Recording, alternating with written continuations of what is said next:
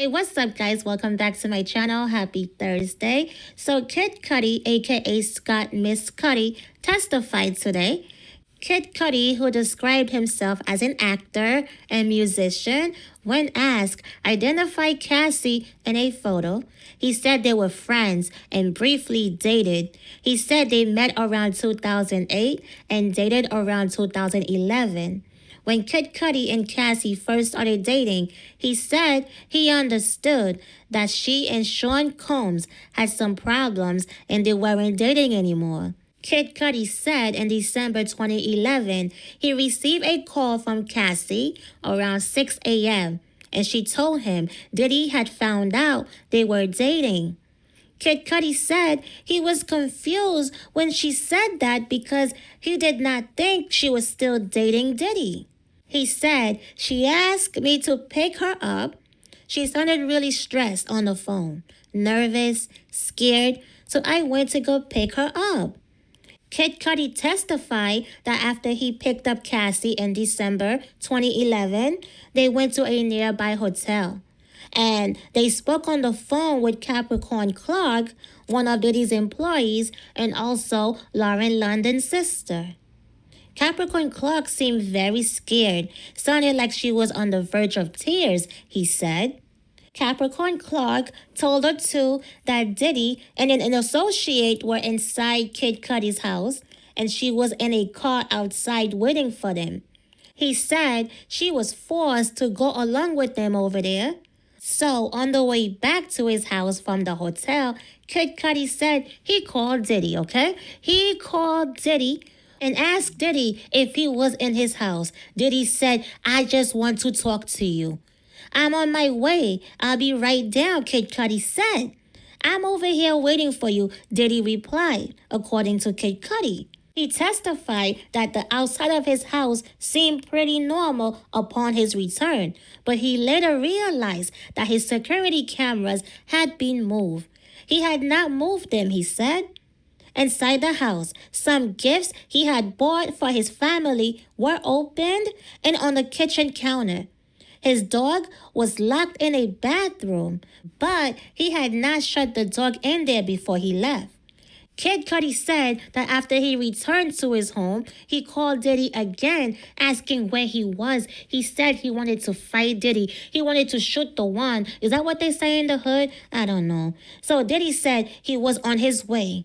Kid Cudi said he then decided to call the police. He recalled thinking at the time, I don't know who he has with him. I don't know what his intentions are. So Kid Cudi said he filed a police report that day about the apparent break-in. Kid Cudi testified that he spent the holidays with Cassie at her family's home in Connecticut.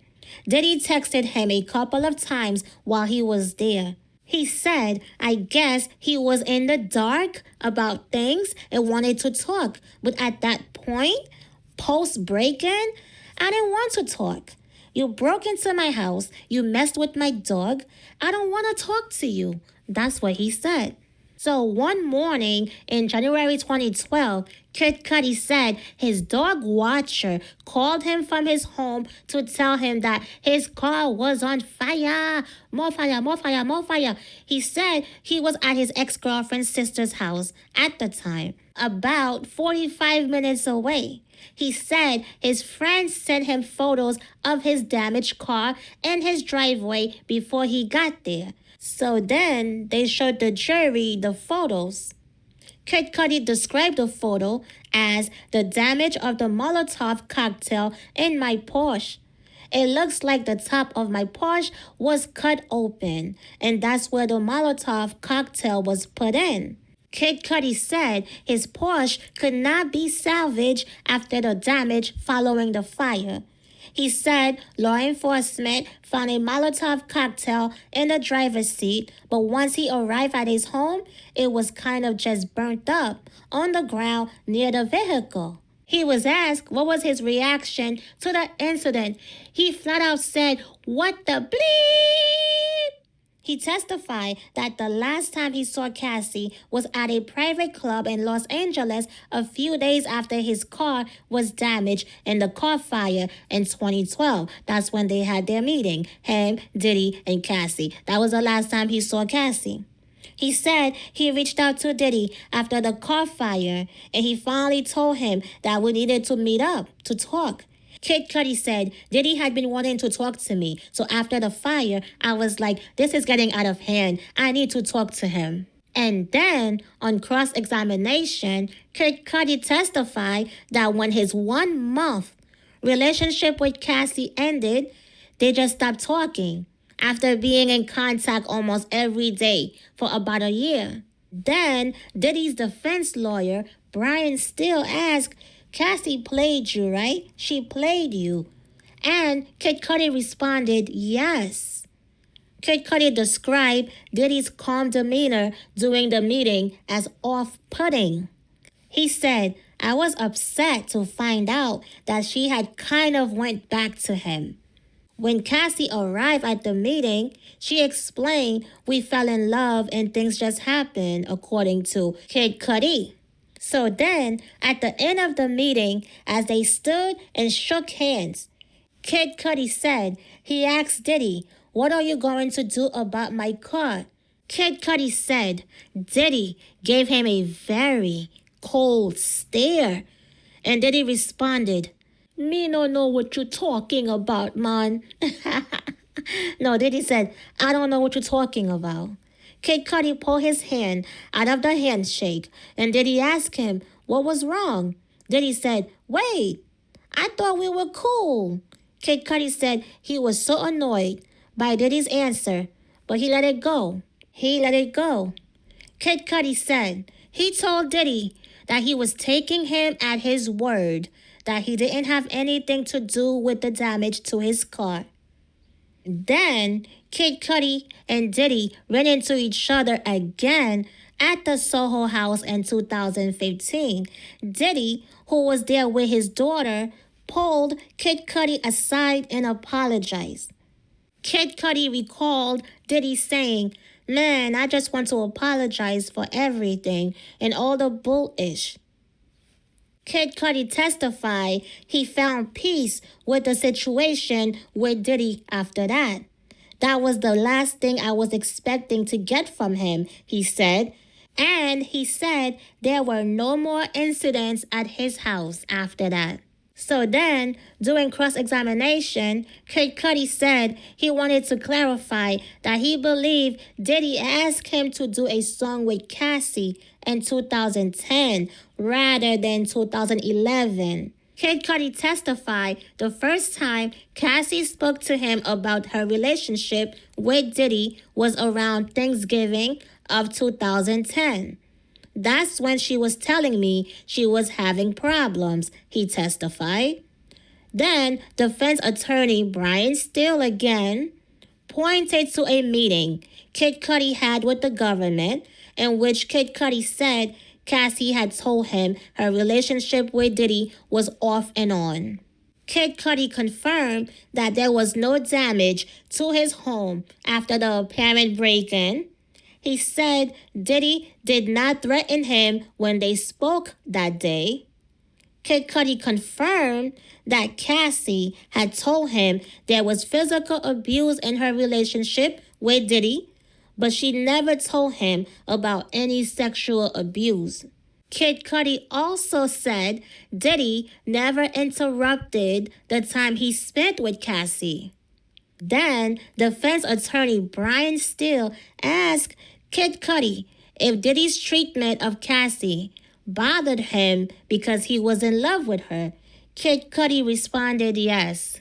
Brian Steele also suggested to Kid Cudi that during his meeting with Diddy, Kid Cudi's understanding was that he and Diddy were in the same position, having been played by Cassie, who was living a double life.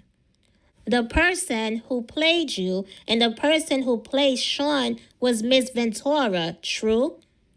Then Kid Cudi confirmed and said, true. Oh my goodness.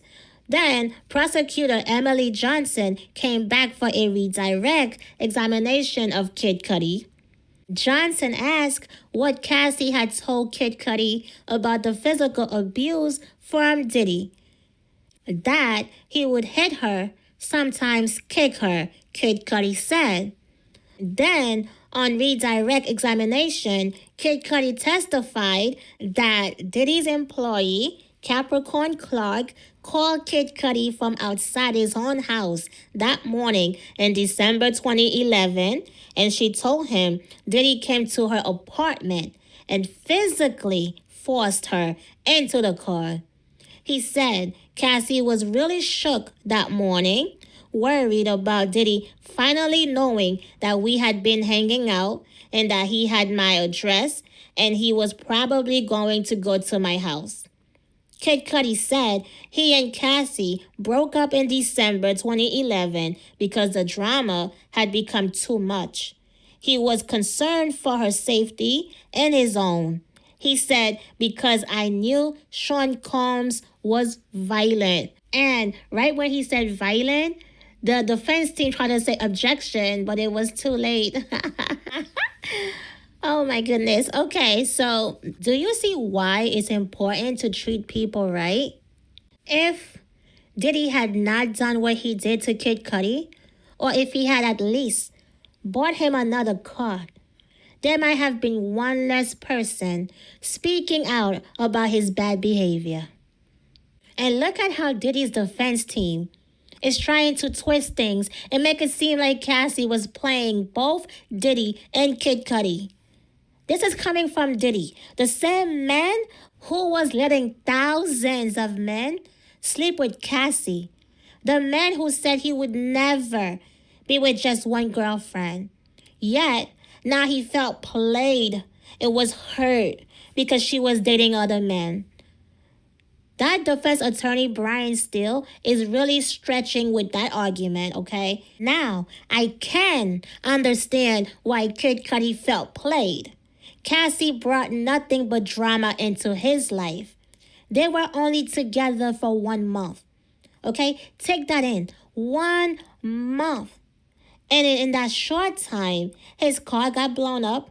Did he mess with his cat by locking it in the bathroom? And all sorts of chaos happened. All of that in just 1 month. And then Cassie went right back to Diddy. Of course, Kid Cudi felt used, played, whatever. She came into his life, brought all this madness with a dangerous man, and then returned to that same man. And now we are finding out that Cassie was still having freak-offs with Diddy during the time she was supposedly dating Kid Cudi in that 1 month relationship. It's just a complete mess. That 1 month wasn't worth any of the chaos it caused.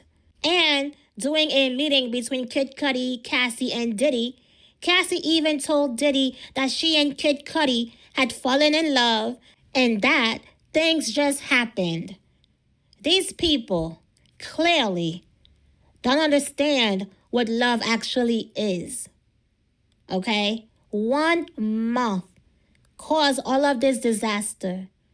And honestly, I'm exhausted just trying to keep up with this case. It's insane.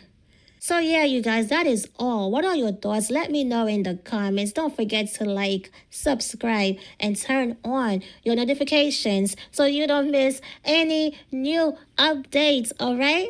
And thanks for tuning in, and I will see you on the next one. Peace in the east.